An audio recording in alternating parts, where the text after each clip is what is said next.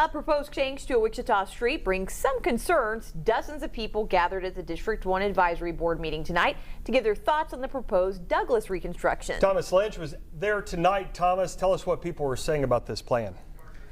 Mike, Rachel, that meeting continued late into the night tonight. People came into the meeting with multiple different reactions to the Douglas proposal, but the biggest concern people in there had with it was not the 3-lane reduction, but the lack of safe bike lanes. The city explained that they have two main ways of going about the Douglas design.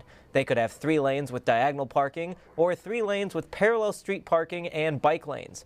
Bikers at the meeting said that diagonal parking is incredibly dangerous for them and that the only reason there is not more bikers in the area is because the infrastructure doesn't allow for it. Before the meeting ended, the city actually said that they would be willing to shift their designs to parallel parking with a bike lane included, prompting a round of applause from the crowd in attendance.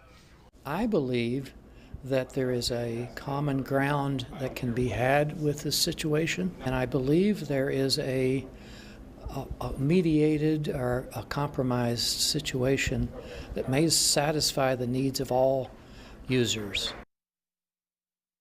The board will take the feedback to the council, which will vote on the proposal December 16th. If you couldn't make it to the meeting tonight, but you still want to voice your opinion, you can do so at the council meeting then. Thomas, thank you.